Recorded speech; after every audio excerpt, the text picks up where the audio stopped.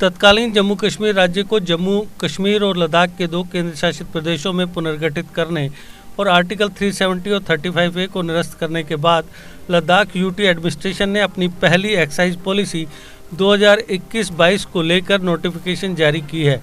ये 31 मार्च 2022 तक लागू रहेगी, लेकिन लद्दाख एडमिनिस्ट्रेशन द्वारा इस अवधि के दौरान किसी भी वक्त इसे संशोधित किया जा सकता है। डिटेल्ड पॉलिसी का मकसद नए एप्लीकेंट्स के लिए लाइसेंस प्रोसेस को आसान बनाना और अनडिजर्व्ड और अनसर्व्ड एरियाज में पड़ोसी राज्यों और केंद्र शासित प्रदेशों से शराब की स्मगलिंग को रोकना और स्मगलिंग की जाँच करना है।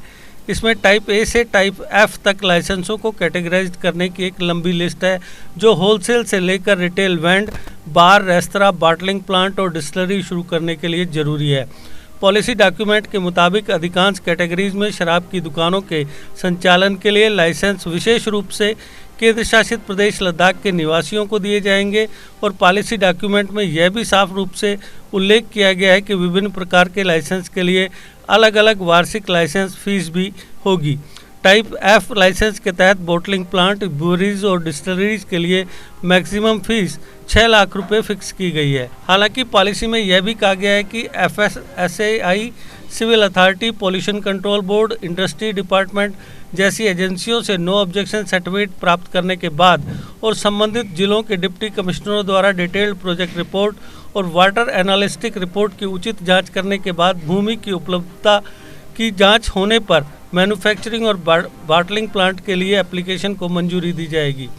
पॉलिसी में कहा गया है कि उपरोक्त रिपोर्टों की जांच के संबंध में एक्साइज कमिश्नर जैसा वे उचित समझें एप्लीकेंट से कोई अन्य जानकारी भी मांग सकते हैं। इन सब के अलावा एक्साइज पॉलिसी में यह भी कहा गया है कि एक्साइज ड्यूटी और इंपोर्ट ड्यूटी भी होगी, जो विभिन्न प्रकार की शराब के लिए अलग अलग होगी, जबकि CSD पर ऐसी ड्यूटी सभी प्रकार की शराब के लिए सिविल से 25% कम होगी।